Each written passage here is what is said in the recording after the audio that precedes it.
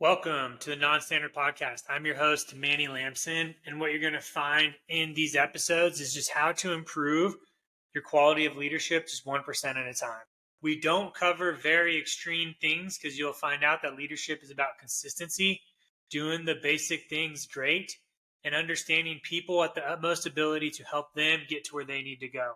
So I always have a guest on my show, and these guests are going to provide you with some of the basics that they lead by, some of the examples throughout their life, their story, and then also we cover my leadership philosophy in there as well that has helped guide me in becoming a leader as well. So again, the intent here is just for you to learn, and I hope you do. And if you do, you know what to do. Just save, share, like, or follow, anything you got to do to continue this journey. I look forward to doing more and more of these episodes. And with that being said, let's get on with today's episode. All right, here we go. On this episode of the Non-Standard Podcast, I'm joined with Sam Saxton. He is a vocalist for the United States Air Force. Yes, he's in the band of the Air Force. That's a primary job. He just got in the military. He's, I think, an A1C, and he's 41 years old, y'all. Like, he has lived life. He has 6 kids. He has been a pastor, a businessman, working life, had jobs, went to college, and now he decided to join as a vocalist. And it's just an amazing episode, man. We talk a lot about some of the leadership traits I adore: punish in private, praise in public, transparency, fail. And then the last one we talk about, which is really important, is you can't push rope. So I hope you guys enjoy the episode. Remember, if you like it, love it, please just share it and save it. Do what you got to do as we continue to move into expanding the Team Non-Standard Podcast. So thank you, and let's get on with the episode. Welcome, everybody, to the episode of the Non-Standard Podcast. Just like you heard in the intro, I'm joined with my man Sam here. And I always say this every episode. We always have to hit record right when I start because we're always talking like a bunch before we even start. So Sam and I were doing that. We were just getting to know each other. Just like I say all the time, this is my first time getting to know most of my guests. We communicate a little bit through social media, which is how I find my guests. And then I awkwardly ask them if they want to be on a podcast. And they say yes, and then I go, cool. And then when we talk a little bit before, I get to know them. But without further ado and my rambling, Sam, I'll hand it over to you because everybody knows what to expect now with the 3 H's: hometown, heroes, and hardship. What do you got? So, hometown. I grew up in rural Louisiana, a town that if you weren't trying to get there, you would probably never get there. At Ringgold, Louisiana, and 1,500 people in the city limits, and it's just one of those little small town USA kind of thing. I look back and realize what a blessing it was, but there's also some frustrations of living in a small town that you put up with the availability of certain things to kids as they're growing up. I would have loved to have been able to take voice lessons, but it wasn't available, that kind of thing. But as far as the core of, my parents made me who I am, but there's something about a small town that builds a person, I feel like. And, that's pretty much it. Small town country boy. And I grew up running around the pasture, skinny dipping in the ponds, typical Southern country boy stuff, but I loved every minute of that. That was I look back on it, and I actually have, my brother lives there still. And he actually did 6 years in the Marines, but now he's back in Louisiana, and with my mom and a couple of my sisters. But growing up in a small town, and my dad was a pastor. Being a pastor's kid was pretty tough, because you live in a glass house, and but you learn to work through other people's drama, I guess, because even though you're not supposed to hear it as a kid, you're walking through the house and dad's counseling somebody, and you're like, oh crap, And you learn that over time,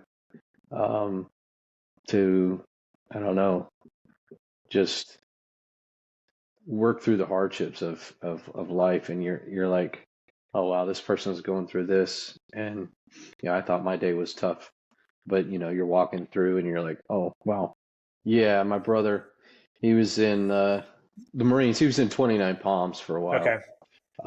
But then now he's back in Louisiana where I grew up. And I was just talking about how being around my dad being a pastor and stuff, it's just one of those things that you learn to deal with other people's pain and realize that, what, somebody else out there has a little harder than you do. Yeah. So, but yeah, so small town. The other H was heroes, right? Yes, sir. I would have to say my dad is definitely my hero. I put in the notes that, so 3 months before I went to basic training, he passed away unexpectedly. One of the healthiest guys you could ever think he could outrun me. He ran 6 to 10 miles a week, and just got up one Sunday morning to go preach. And my mom calls me in, and she called me, and I beat the ambulance there, and I'm taking his vitals and trying to figure out what's going on. I can tell he's got high blood pressure, or high, his blood pressure was really high, and then his heart rate was also extremely high. And about 30 minutes after that, he was gone. Just a grandfather of 22 grandchildren, dad of 6. He had just started a Christian school at the church, along with my wife. And I mean, it was just like God took him off the face of the earth for whatever reason. I'll never know the answer, but I mean, he was a pastor for 32 years, and the things that I saw him champion through, some people say Superman or Spider-Man are their hero, but this man was, he walked the walk. Good. He was one of the real ones,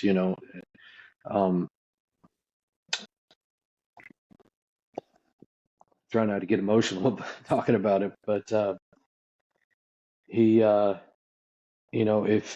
you knew that if he was going to preach about it, he was going to be about it. And there's so many out there that they preach, and then you see them in their private life, and you're like, is that guy even a pastor? With him, there was no doubt.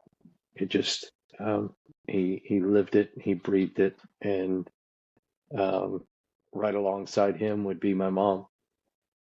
She raised 6 kids. She homeschooled all six of us. I think I turned out okay. I did okay enough on the ASVAB for the Air Force to take me, so I guess I did all right,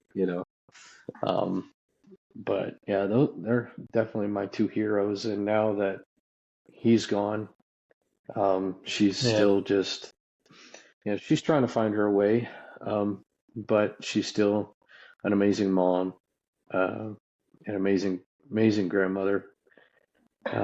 My 2 oldest daughters are really, really connected to her, and just things that I've seen them go through in life, from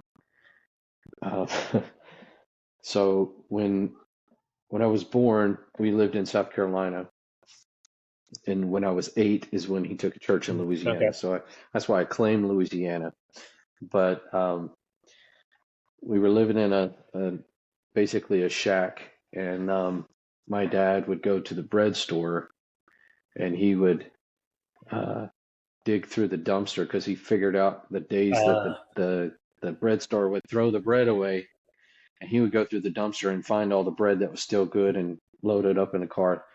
So just kind of give you an idea what kind of he did everything he yeah. could to put food on the table for us. And that was back in the 1980s, 1980, 85, 86, 87 is when it was a rough time Mm. for him. But, he championed through. He didn't give up. He didn't say, I can't handle this and, walk away from the stress of it all. And I think his resilience is probably um, one of the things that I feel like he gave me, being able to um, just walk through the hard times, even if they're neck high, breathing through with a straw if you have to. It just, you're tracking through. And so, yeah, that would be my mom and dad would definitely be my two heroes for sure. And it's hard for me to set people up on a pedestal because, being a pastor's kid, you see the people that have been held up on a pedestal, and then next thing you know, he's pastor's been living in adultery for Yeah. 15 years and nobody knew it, that kind of thing. So it's really hard for me to be a respecter of persons, as you will. But as far as the ins and outs of mom and dad, definitely Nice. heroes for sure. Yeah, I can see the leadership traits you sent me like are directly in correlation with what your dad taught you. Like you talk about transparency, like you are, even though we just met, the transparency you open up with, is something that is very hard for people to do. But transparency is very important as a leadership trait, because that's how we build relationships. We're able For to sure. just build those bonds, and some people have a hard time opening up about that stuff because I don't know. It is hard, And so I see these traits, you talk about fail, punish in private, praise in public, which we'll talk about, but I can see all of those, like literally in how you were talking about your dad and the life you grew up with and how they all sort of have now come full circle in you, like you're now leading those. And I think even what I've seen in my leadership traits is stuff I didn't see in my dad at the time when I was younger, but obviously now I look back and I go, oh, that's probably where I get my grit from, or, oh, that's where I get that from. And obviously as a high school kid where you're super naive, it doesn't click, Mm-hmm.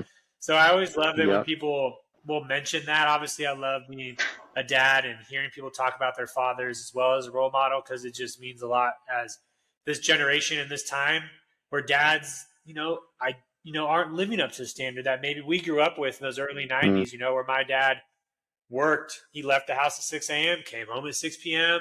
He'd play, maybe catch with us for a little bit. But, he was exhausted. He's on his feet all day. And so Yeah. he was always there at our sports games, though. He always took us with him on road trips when he drove for his business. And so now he does that with our kids, too now. But I think that That's cool. father figure role model is starting to come back. And so I still love it when people are like, my mom, my dad. That's why I loved asking the hero, because I want other people to hear that as well, like, hey, there are still great parents out there, because TV Right. and media for do not do a good job, It's very hard when I have my son watch a man. TV show and the dad on there is like a goofball knucklehead that's out of weight, and I'm just Exactly. like, it's comedic, but it's comedically showing my kids like that's what they see in a father, So I try to do the exact opposite of those guys. Mm-hmm. I'm over here like trying to lead by example where I can, show them that, you can be confident, and all this stuff. And so it's always good to For sure. Yeah. When you put small town life, I was going to be like, man, I wonder how small, because I grew up in a pretty small town of 5,000. But when you're like 1,500, I was like, okay, yeah, that's pretty small. Yeah.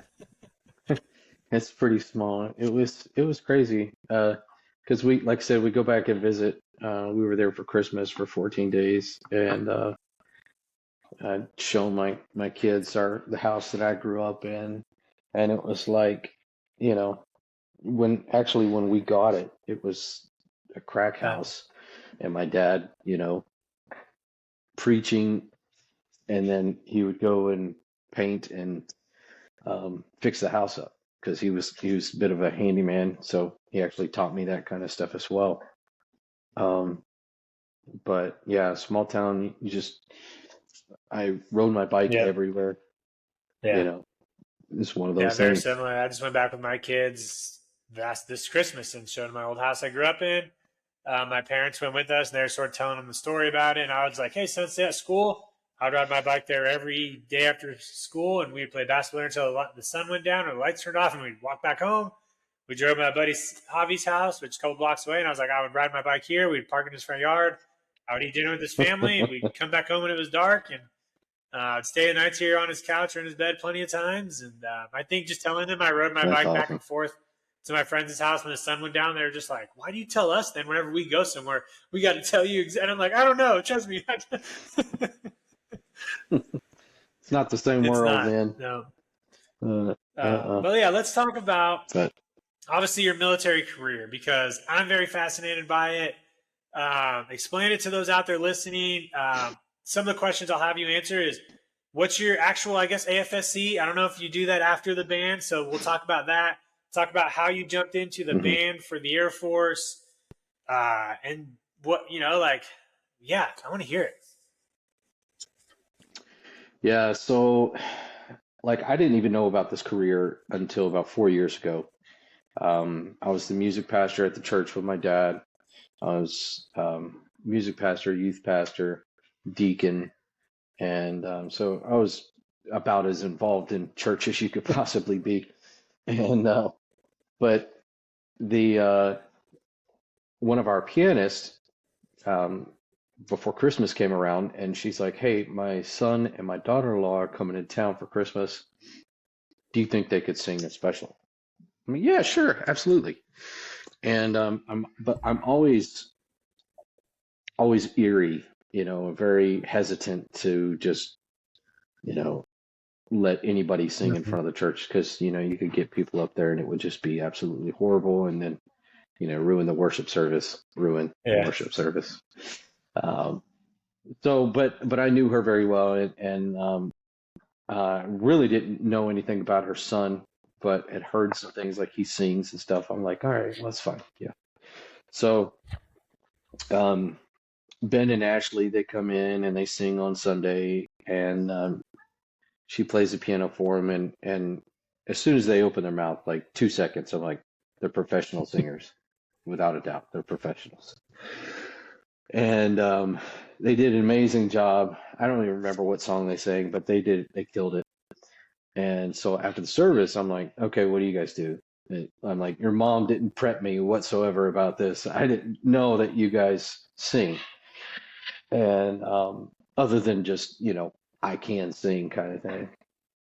And he's like, yeah, actually, I play the trombone in the Air Force, and my wife, Ashley, is a vocalist for the Air Force. And I'm like, that's a job? Like, that's what you do? They're like, yeah, this is what we do every day. And they actually still are stationed in Japan.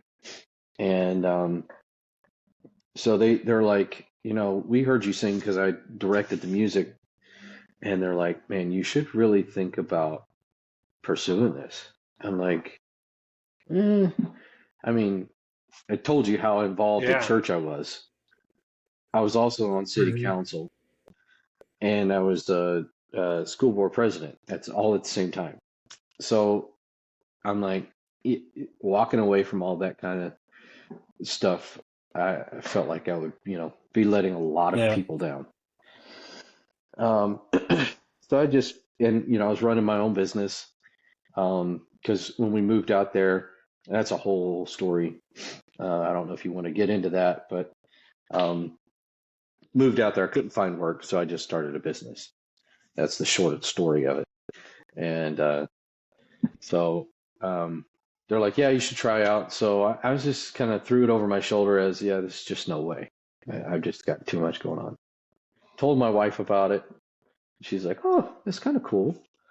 And she kind of like pushed me a little bit. And I'm like, we just started a school. she had so much going on. And fast forward 2 years, 2.5 years, she kind of plugged every now and again. What do you think about doing the Air Force thing? Because running a business, it ebbs Yeah. and flows, and it's when it was really bad, like eating ramen noodles for dinner, kind of bad, she'd bring it up because being in the military, it's you get it paid to the first and 15th. Yeah. So she's like, she wants that security. And so I came across, I think they might have put something on Facebook. The band actually did, for tryouts. It said 2.5 years go by, the ebbs and flows, and then being on city council in a small town it was getting to us. It was getting threats and all kinds of just craziness. And so I saw this thing on social media. I'm like, well, let me call, Um, so I called, and the person that answered the phone, I didn't know at the time, but she's a vocalist. She's still a vocalist. She's actually stationed in Hawaii. Courtney Woods, a fantastic vocalist. She's like, so tell me your story. Why do you want to join? And so I told her, I'm like, yeah, I'm 39. She's like, whoa. I'm like, yeah, that's not even it. I have 6 kids. She's like, oh my goodness. I said, yeah, there's more too. So I gave her the whole list. I'm like, look, I'm going to send you a YouTube video of me singing. And I want you, because I think at this point, she was either staff or tech sergeant. And so she had been around the block for a little bit in the band world. And I'm like, if anybody can judge my vocals, would be another vocalist would say, yeah, you should try out, or no, just stop singing, So I sent her a YouTube video. I mean, she texts me back. She's like, absolutely. I would sing with you any day. I'm like, all right, okay. So that January, this was in like November. No, I'm sorry, October. So October, I had like 24 hours to send her. I think it was 4 or 5 different audio recordings of myself singing. And that's kind of what starts the process.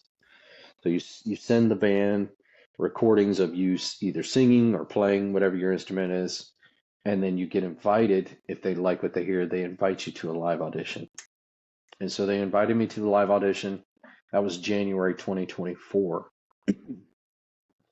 I come down here to San Antonio, where I am now, at Lackland, and there's about, I think, 8 or 9 other vocalists that auditioned, and they went through a whole day of, you go perform, they do the you didn't make it round, and then you go back, you perform, and then, oh, these two didn't make it, back and back and back.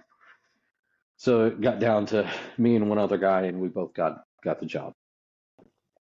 And so what happens after that is you'll get a letter from the Pentagon that says, you have a job as a vocalist or whatever instrument you play. You have a job, and upon completion of basic military training, this will be your job in the Air Force. So that takes me all the way to deciding whether or not I was going to actually go, because I'm like, I gotta lose 40 pounds, Okay. out the gate. I gotta lose 40 pounds.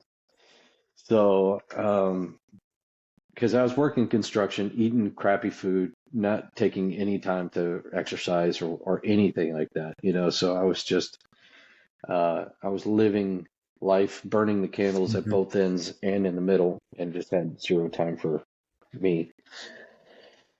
So, finally, my wife and I, we sit our family down, because we feel like any big decision we make, the whole family should be a part of it. And so I tell our kids, these are the pros, these are the cons. Give me your pros and cons. And so we did that, and we let them think about it for a day, and then came back and had another family discussion. I'm like, okay, what do you guys think? And they were all 100% Nice. for it. And there wasn't any of our kids that were even just like, I don't know.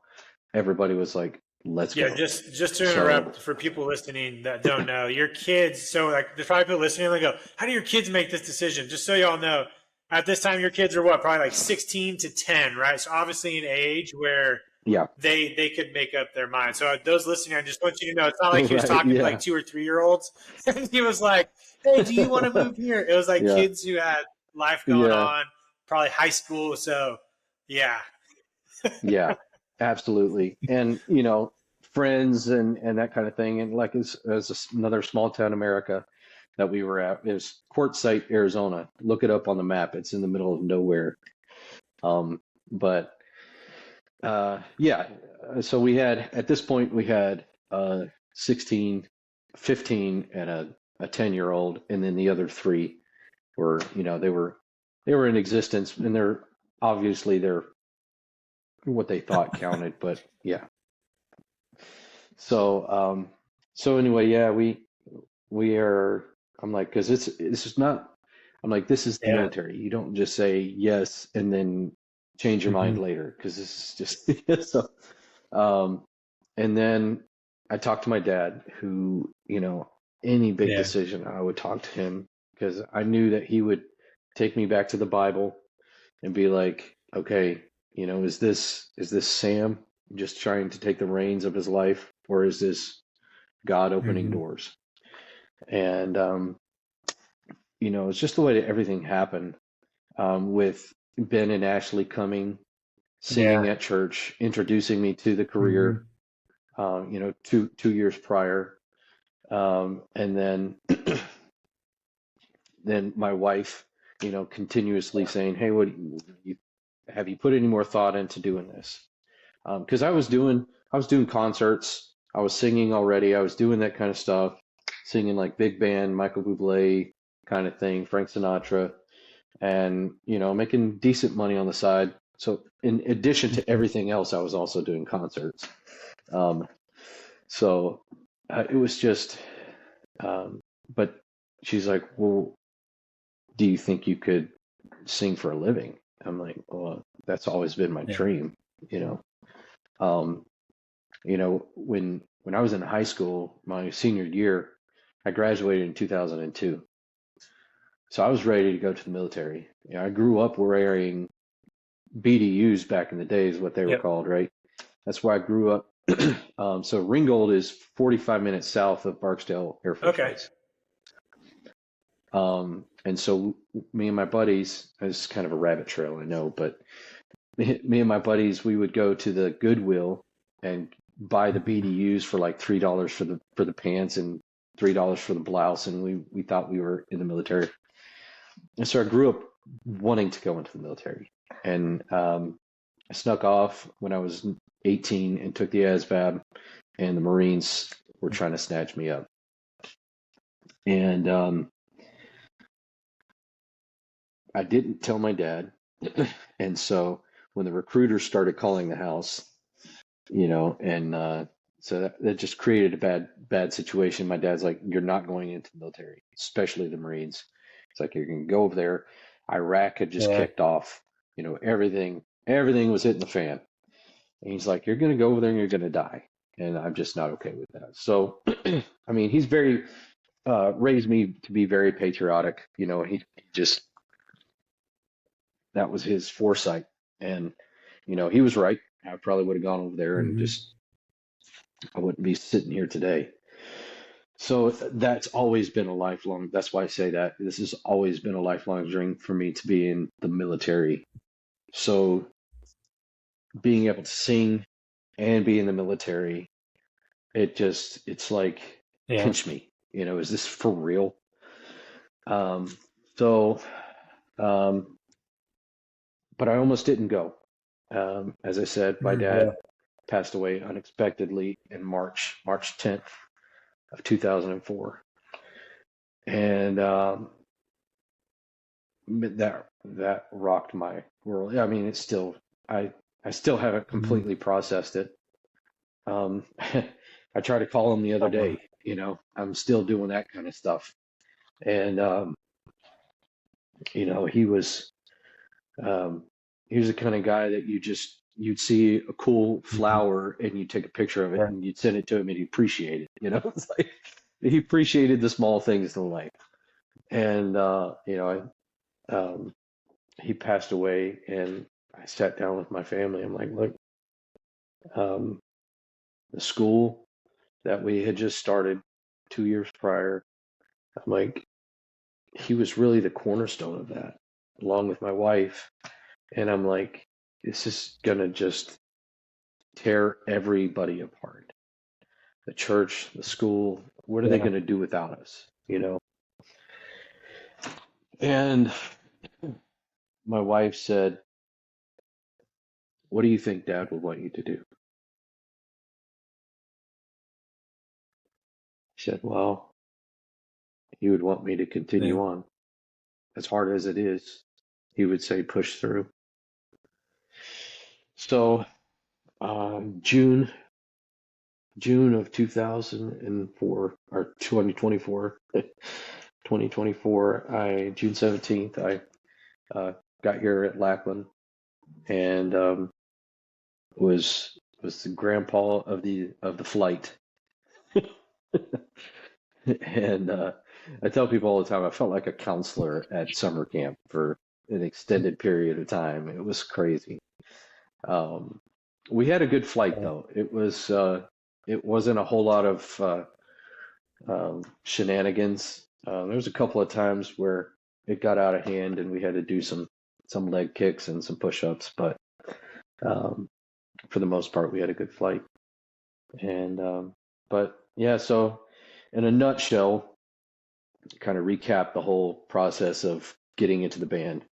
So you send in, like, you'll find online, if you just go to airforcebands.com, you can see what positions are open. And I think right now is guitarist actually is open. You apply, they reach back out to you, you send them audio. They'll probably tell you whatever songs they want you to play, and then give you an audible. You could play whatever. If they reach back out to you, you've won a live audition. You do your live audition, and this is all over the country. So not just San Antonio. So you do that. You come to the live audition. If you win the live audition, you get the letter from the Pentagon. You go to basic training. You graduate basic training. There is no tech school because obviously you already know how to play your instrument. Air Force is not going to teach you how to do that. And so you go direct to duty. So you get out of basic here. I literally walked from I could have walked from the PRC, but I got picked up at the PRC at basic and then rode 2 blocks and I was at my unit. So. And then since then, you guys, just tour like, I guess, a normal band? Pretty much. We do about 250 shows a year. I don't go on all 250 TDYs. I've been in for not quite 2 years, and I've probably been on 25 TDYs. So, some months you might be on 2, some months you might not go on 1 at all. It just depends. But we do a lot of air shows. Okay. And to those also who are listening, who are like, defund the band. I honestly didn't know really the scope of what the band does until I got in, right?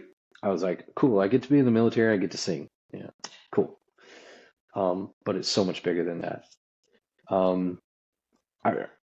I don't know if you're familiar with the DARE program back in the day, like I remember that. That was kind of thing. 4th and 5th grade. Yeah. Right. Yeah. So they do that here, but it's not called DARE. It's called Red Ribbon Week.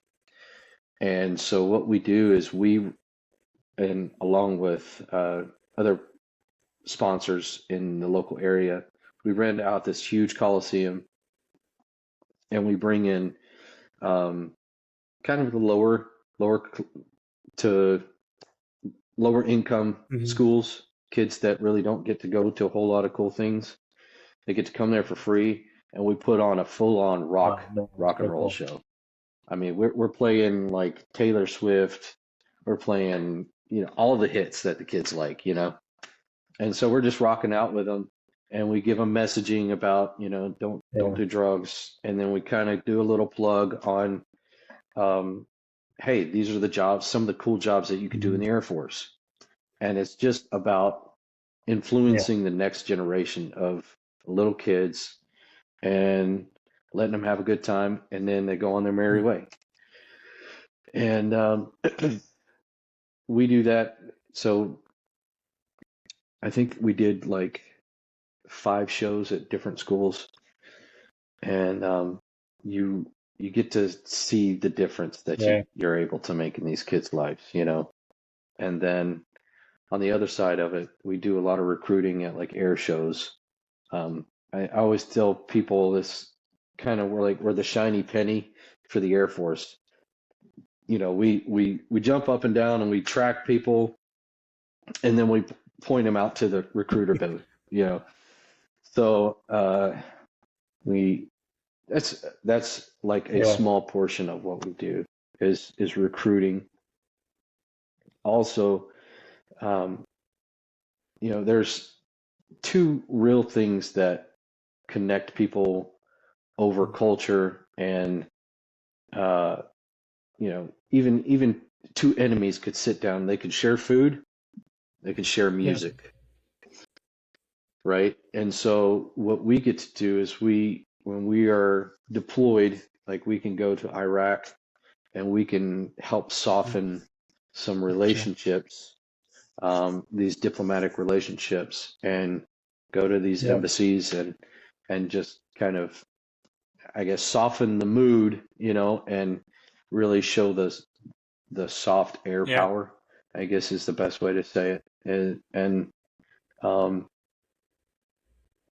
be influential in that respect. And if if nothing more, we're going around the world sprinkling patriotism and pointing people to the Air Force.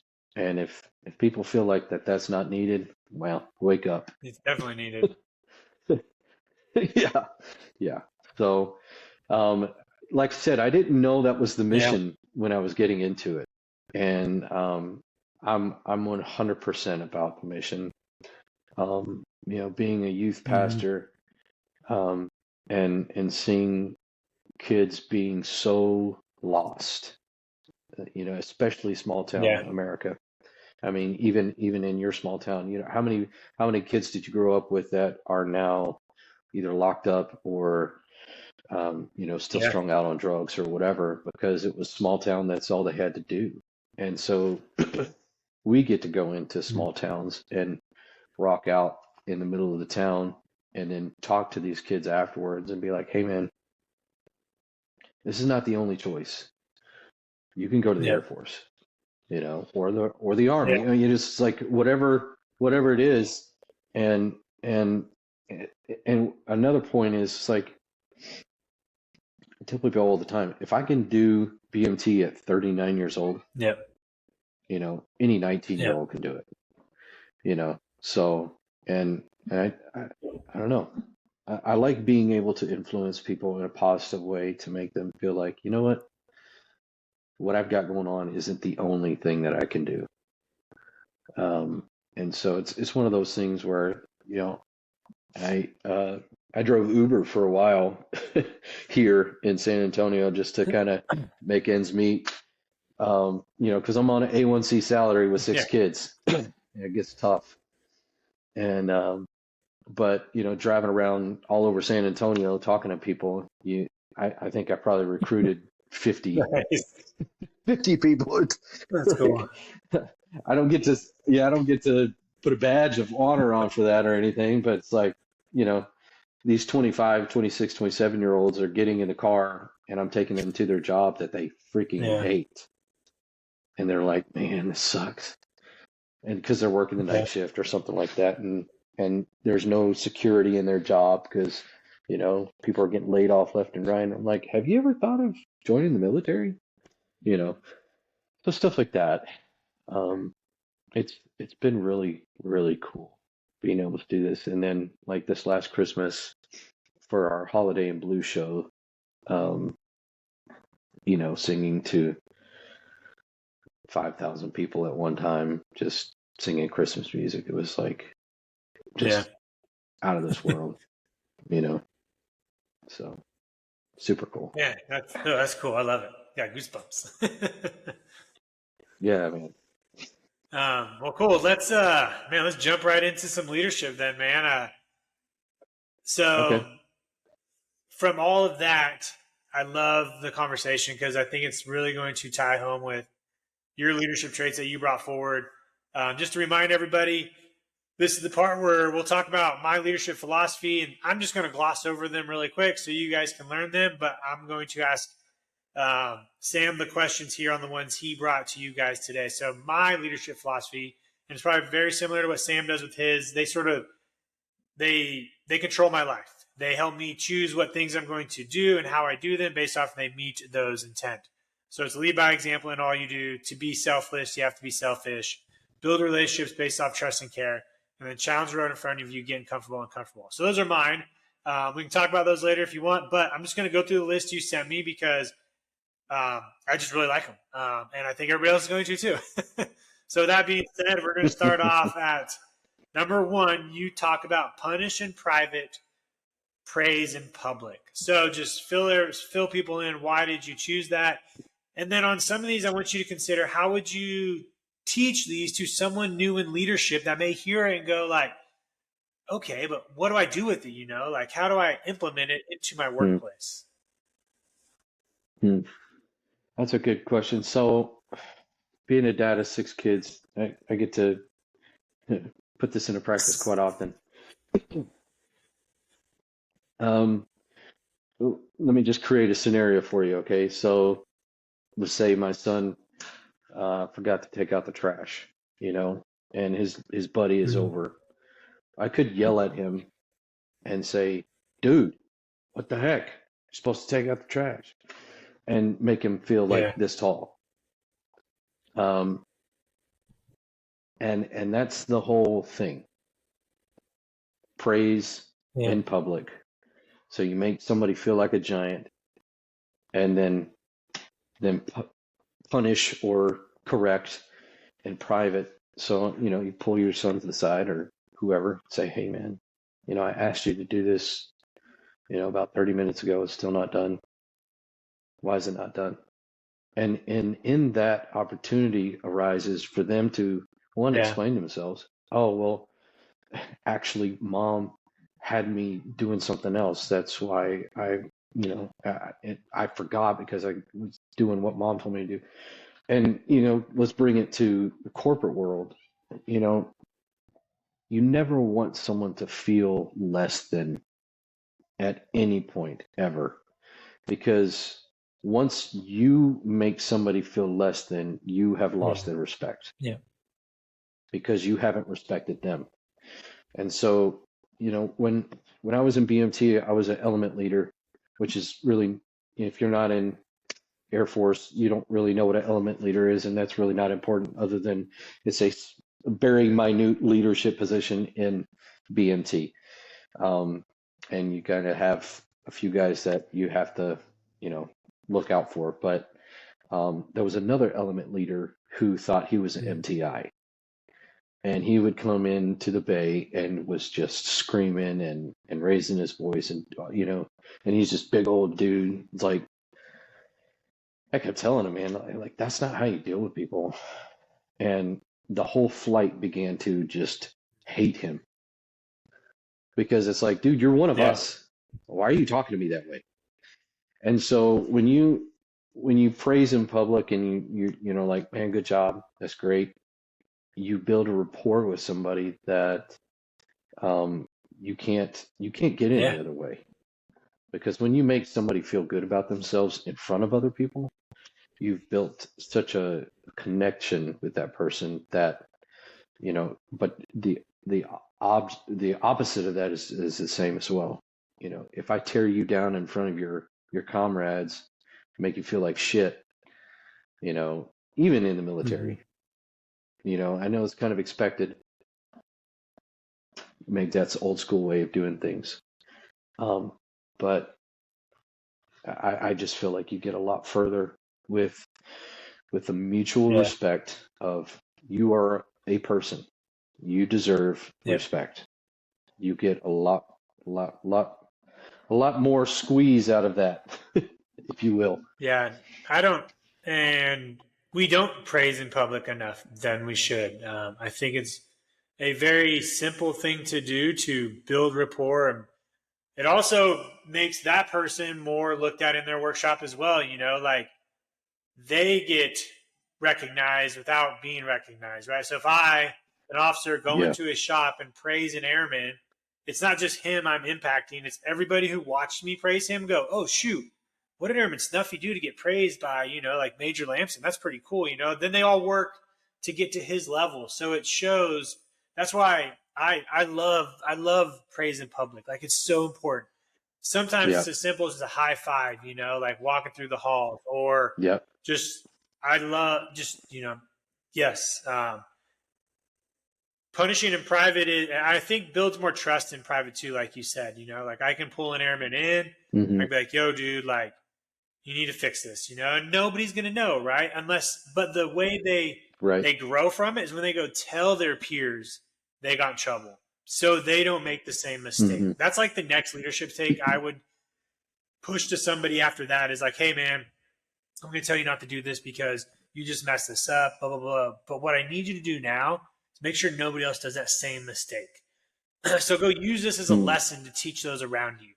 Then that sort of gives them that power of their mistake, right? Like they sort of get to learn from it, and teach from it. So sort of it's not like a punishment because they're going to help other people not make the mistake. Exactly. And it sort of leads right into the second one. You hit transparency, and we've already hit it before. Man, this is one of my golden gems that I didn't learn until 15 years in the military career. Because as a flyer, we are very shy to express where we want to go in our career. Because if you don't want to fly a B-1 or your aircraft and you want to do something else, your community is going to sort of look at you and go like, oh, you don't want to fly, so I'm going to put you in this job. You're just going to sit over here. I'm not going to send you to this TDY or something like that because you expressed you want to go do something else.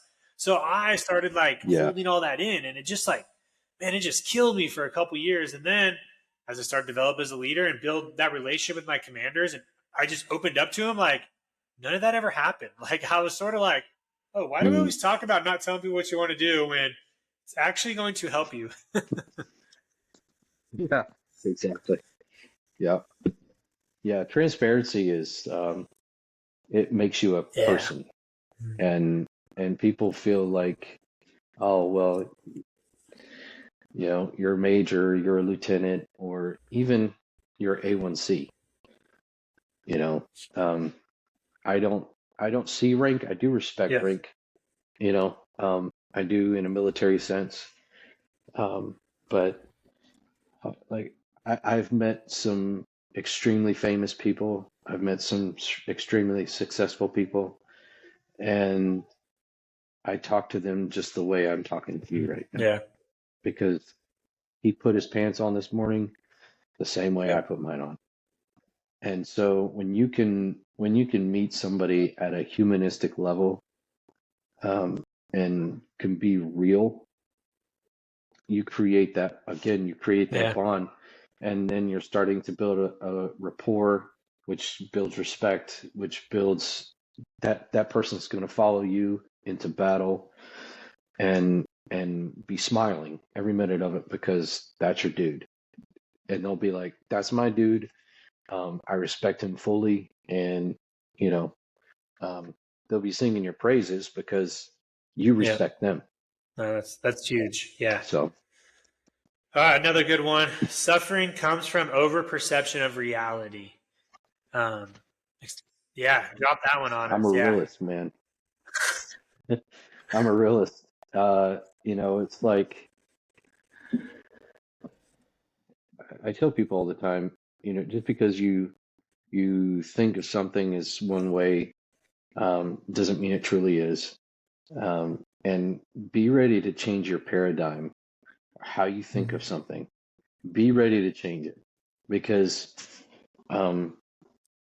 it's just until you look at something at every angle, you really just don't know how to go forward.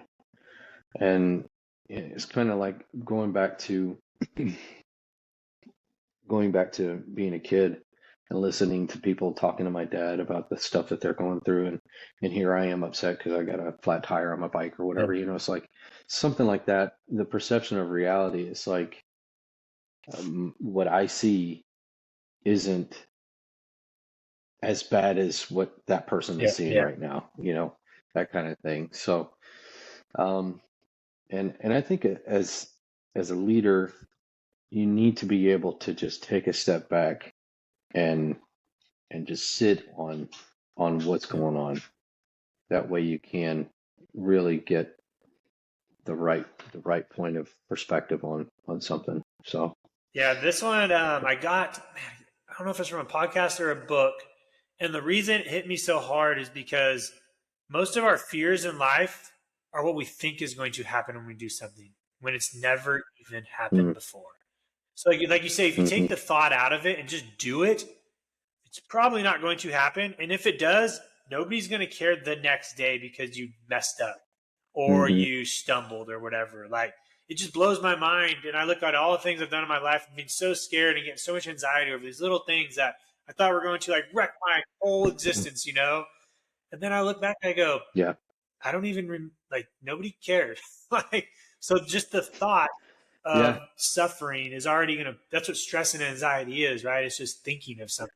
So now I have this mode where if ever I think of something going wrong, I sort of like flip the switch and I go, dude, just go start acting, go start doing, because it's going to go out the window and you're going to learn, you're going to find the right path. You just have to go. Yeah. Well, like like going back to me getting in at 39 and all the things that I had going on in my life, I thought that if I stepped out of this position and that position and that and that and that, the world's going to fall apart. Well, the school is still going, the church is still going, the city council is still going. The only thing that really stopped is my business. But somebody else is there to pick up that. They started their own business, So, in tying that into taking a leap of faith is really what I did. And I call it my midlife crisis of joining the Air Force, Not a bad midlife crisis, honestly. No, it's not. It's not. It was one of those things where I had to change my perception and be like, you know what, this is not. It's not going to be the end of the day, and I mean the end of the world, and it's going to be okay. We'll make it through no matter what. And on the other side of it, it's been amazing. So that perception is what is real reality. Be a realist, but really know that you can push through that fear, because fear keeps us from doing so many good things. It definitely does. Leads us right into our next one: fail. How do you teach a young person who's nervous about ruining everything because they might fail? But they might. But then not to make that mistake again. It's just like a little kid, I just taught my my 5-year-old. I just taught her how to ride a bike, and she's my last one, man.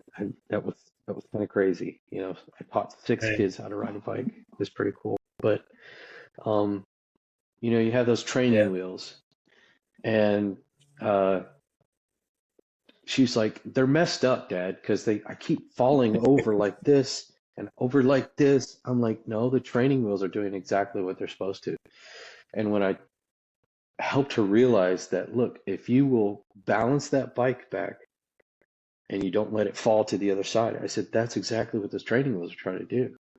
But she was so scared to fail, she was trusting those training wheels. And it's just like life, man. You got to take off the training wheels. And literally 30 minutes after I explained the whole idea about what training wheels do to a 5-year-old, it was pretty tough, but we got it. We made it through. And she's a smart kid, though. She's like her mom. We made it through that whole thing. I took the training wheels off, and 30 minutes, Yeah. she was rolling by herself. And because she wasn't afraid to fail. But she did fail a couple of times. And so I got her up, put her back on. I said, now you know not to do that. And, but also as a leader, to fail as a leader, you have to be okay with that. Yeah. Because if you think, well, I can't take risks because I'm a leader, man, you wouldn't get anywhere if you don't take risks. And, if all of these other characteristics that you have instilled in one, being transparent, being real with your people. I was a shift manager at 19, right out of high school. And I was a manager over people at that time I thought were old, but are my age now. Our age, Yeah. These old people I was manager over, at 19. But at 19, I knew, because of the guy who hired me, taught me that you have to be real with people. And when you're real with people and you lead by example, but back to if you're not afraid to fail, right? And you've told your people, hey, we're going to do this. We might fail, but we'll figure it out. And because you guys are smart and we're a team, we will move forward. And so, like I told my family when I joined the Air Force, I said it might suck for a while, and it did. It did suck for a while, but we made it through. It's just, and that being okay with failing builds another characteristic that needs to be a key factor is resilience. As a leader, you need to be resilient, because you're going to fail. You're going to. Even if it's a small thing, even if you say, hey, every Monday we're going to have the after action reports, and you fail to do that for 2 months, and you look back and you're like, it's you can fail at something small, fail at something huge, but as long as you correct yourself and again, be real with your people, like, hey guys, I know I said this, I know I failed, but we're going to get back on track. We're going to do the after action report every Monday. So yeah, learning to fail sucks, but once you learn that failure isn't the end, it's very helpful. Yeah, no, it's all 100, man. I've failed multiple times, and every time the world did not end. I'm still in the military. I'm still moving up, and I've just gotten better. But now your last one, I haven't heard before. You can't push rope. Correct. Have you ever tried? I'm trying to visually picture myself pushing rope, and it doesn't look like it's going that good. No, but you can pull a rope. Yep. And so it makes you think. But what it is basically is you lead by example. You're standing at the front of the line. You're holding the rope and you're pulling your team with you. And so it's a different way to say you have to lead by example. And I learned this from my dad. I learned it from my first boss. He's like, hey Sam, I want I want you to clean these toilets over here. And I'm like, okay, Jimmy, no problem. Of course, I grew up cleaning toilets. It wasn't a big deal to me. He's like, hey, no, I'll get the first one. So he cleans the first one, cleans the second one. He cleans the entire bathroom. I'm like, Jimmy, I'm standing here waiting to help you clean this bathroom. He's like, oh man, I got so wrapped up into just doing it. He's like, but now you know how I want you to do it. He's like, this is the finished product. This is how I want you to do it. And I don't even remember where I heard that term, you can't push a rope. But I think that is one of the most powerful, cool, creative ways to say lead by example. And that's how my dad did with our family. Being Christians, he led by example. And man, if I could be a fraction of the man that he was, if I could be a fraction of the man that he was, then man, I'd be a good daddy for sure. But I lead my kids by example. I tell them, and one thing about being a dad is, I grew up with the old school dad. My dad didn't really explain things to me. I did it because he said I needed to. But what we've done with our kids is, and there sometimes it is you obey right now. Exactly. That's the end of it, right? But there are opportunities to take, like I did with my 13-year-old son, who, I wanted to give him some correction in the old school sense, how I grew up getting correction. If you follow, it holds your pants up, but there's other things for that too, but one of the things that I told him was, son, in life, it's important that you are able to kind of take a step back and look at your life and say, okay, when people see, and I'm kind of going off a tangent, but when people see something that you've done and you're able to put your name on it, right? My dad always told me, remember who your daddy is, right? Because he led by an example. Also, because he was a pastor, and if his son was out there acting a fool, people would let him know. But it was more of, it's important to be able to look at your life, almost kind of step outside and look down and say, am I leading by example? But am I being the person that I need to be? Am I being the person that I want to be?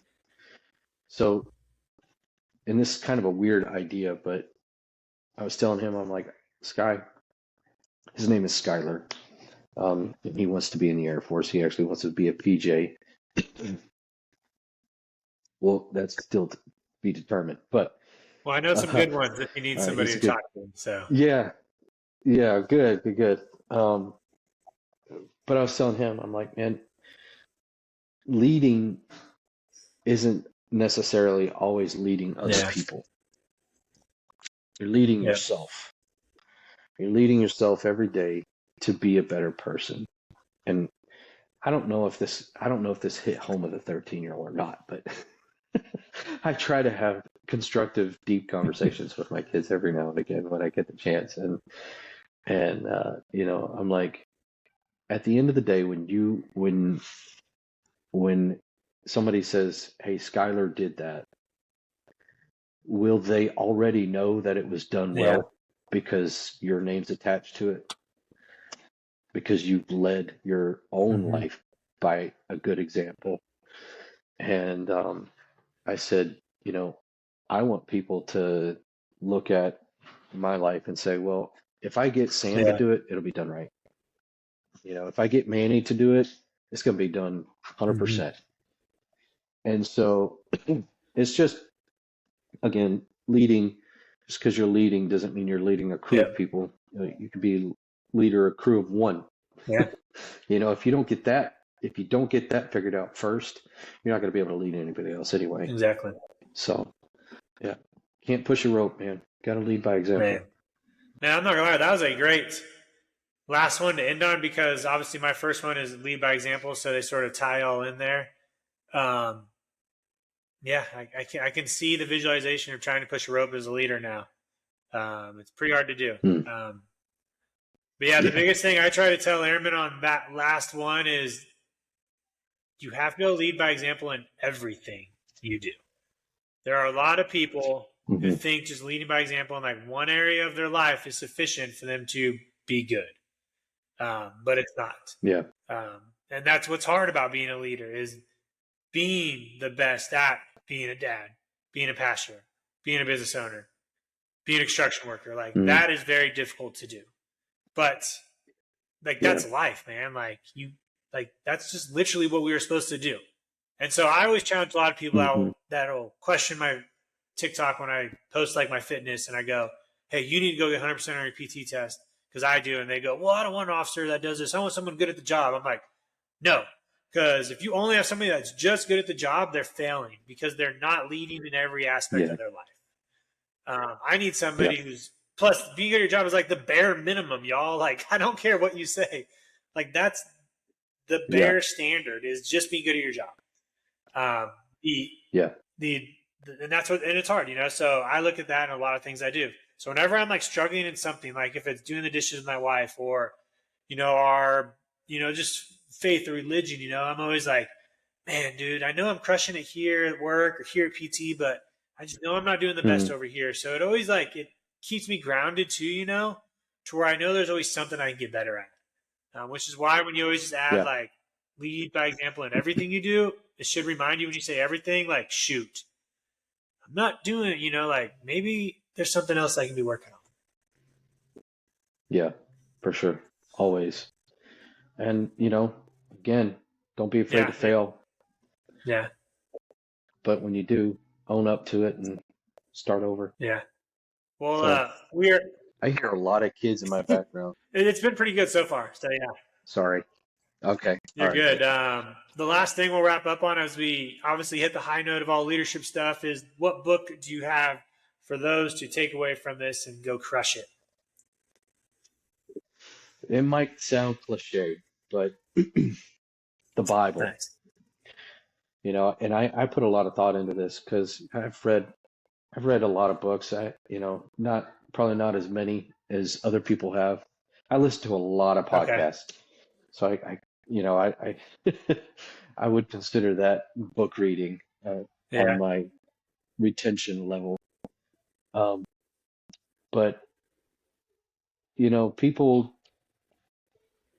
people don't realize how the Bible really, if you get into it, it will tell you what you need to do. And I was talking to my wife the other day about something, and I'm like, what? Let's see what the Bible says about it. And what we had to do, though, and you have to be willing to do this, and this is in regardless of whatever book you read, whether it's finances, getting your finances on track, you're like, oh crap, yeah, I'm going to McDonald's 5 times every week. I'm pissing away money, that kind of thing, so you have to be able to make corrections, right? We had to look at it and we're like, what? We have to correct our thinking on this. And, I'm a Christian. I've been a Christian since I was 15. My dad led by example, and like I said, being a pastor, he studied probably 35 hours out of the week. And, that's why I called him every time I needed some information. Like, hey, Dad, what do you think about this? Because I knew he was grounded. And as a Christian, man, I people are like, just be religious. Well, to me, Christianity is more of a grounding aspect than anything else. Of, I know that I can go to the Word of God and get truth. And if you're grounded on truth, and you start with that, and you just can't go wrong. So, even with your finances, the Bible talks Yep. about finances. The Bible talks about lust. The Bible talks about it, just being an honorable Yeah. person, and so it's like the the Ten Commandments pretty much hit just about Yeah. everything that people struggle with. But read some Psalms and Proverbs, and it just those are books to. There's let's see, there's 31 there's 31 chapters in Proverbs, so you can read one chapter a day of the month, and then just repeat every month. Yeah. And you'll learn something new. You'll learn something new every single time. You're like, here's Proverbs chapter 1 for the 10th time, and like, oh, I never noticed that before. So yeah, like I said, it might sound cliche because I'm a Yeah. Christian and I picked the Bible, but it's honestly, that is where I go to get truth, because if I sit and I listen down to Manny's opinion on whatever, you could possibly steer Yeah. me wrong, Yep. right? Whether it's finances or getting in shape. Not that you would do that, but Yeah. you know what I'm saying. The Bible is inspired word of Yeah. God, and so if I know I can go to that and get truth, and then lead my family in the right way. So Nice. Well, I do have a book. It's not as amazing as the Bible, but it does help me out a little bit, though. It's called Super yeah, Communicators by Charles Duhigg. He has another good book on habits, too. The reason I picked it up is that's one thing I always want to improve on is my communication skills and listening and understanding. And I just know there's a lot that can be improved through proper communication. And so I love books where I can just take tactics from, right, and apply them to the real world, which is sort of what this book is helping me with right now. It's like I read it and I can automatically be like, dude, I'm just going to take this and apply it to my life right now. Very similar to what you can do the Bible yeah, too. But that's the book I brought, Super Communicators, only like 200-ish pages. It's just one I know I'll learn from and be able to jot some notes down. nice, But I do have yeah, my March reading list. I will do the Proverbs chapters since I like yeah, the way man, you broke that down because I'm always really nervous about reading the Bible, right? I don't know a lot about it. I don't know where to yeah, start. I've tried it before and it's very confusing. But I've heard some people yeah, like there's obviously like ways there are people like you can like break up the Bible to where it makes sense, but sometimes you just gotta it's how you eat an elephant, right? Piece by piece. But I like this way to yeah, look at Proverbs, the 31 chapters. yeah, man. Oh, cool. It'll help Yeah, you for nice. sure. With that being said, though, we are close to our time. So, man, for everybody listening, thank you. Sam, thanks, man, for just the amazing conversation. I learned a lot. If you didn't take notes, for those listening audio, I have a page filled on my last page of my podcast notebook for episode 74. So I'm pretty excited. Man, for everybody listening, thank you. And if you liked it, just save, share, like, and follow, whatever you can do. And I look forward to the next one. Sam, I'll leave your info in the notes below. So if people have questions, obviously they have somebody to reach out to.